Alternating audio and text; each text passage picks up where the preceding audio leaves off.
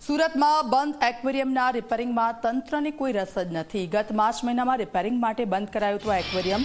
હજી સુધી તંત્રએ રિપેરિંગ માટે બહાર નથી પાડ્યું ટેન્ડર। માત્ર 11 વર્ષ પહેલા બનેલું એક્વેરિયમ નબળું બન્યું છે। એક્વેરિયમના તમામ પોલ પડેલા છે નબળા। ટેન્ડર નથી બહાર પાડ્યા, પરંતુ બહાર બોર્ડ લગાવાયા છે। મેન્ટેનન્સ ચાલતું હોવાના બોર્ડ લાગેલા છે બહાર।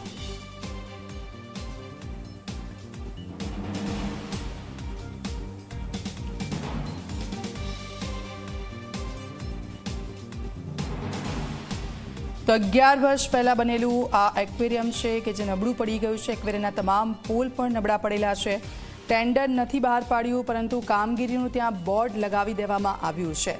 સુરતમાં બંધ એક્વેરિયમના રિપેરિંગમાં તંત્રને કોઈ રસ જ ન હોય તે પ્રકારની સ્થિતિ અહીંયા જોવા મળી રહી છે।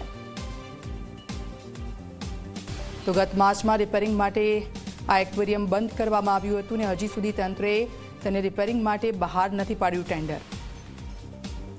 સીધા જઈશું ચેતન અમારી સાથે જોડાઈ ગયા છે લાઈવ। ચેતન, એક્વેરિયમ માર્ચમાં બંધ કરવામાં આવ્યું હતું, બંધ જ હાલતમાં છે અને રિપેરિંગ કામ કરવામાં આવ્યું છે અને કોઈ પણ પ્રકારના ટેન્ડર બહાર પાડવામાં આવ્યા છે। શું વિગતો તેને લઈને?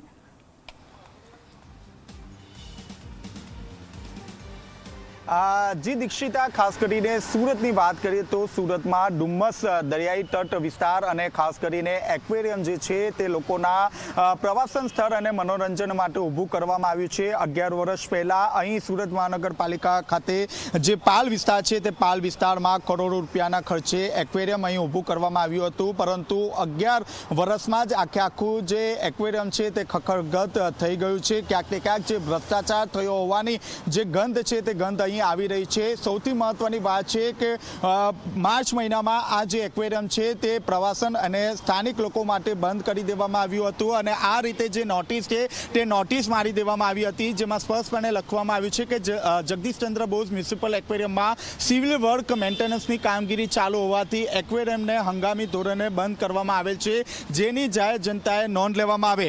આ જે બોર્ડ છે તે 9 મહિના પહેલા લગાવવામાં આવ્યું હતું। વિવિધ જે કોન્ટ્રાક્ટરોને જે ટેન્ડર છે તે ટેન્ડર આપવાના બદલે 9 મહિના સુધી ટેન્ડર આપવાની પ્રક્રિયા ખોરબે ચડી છે।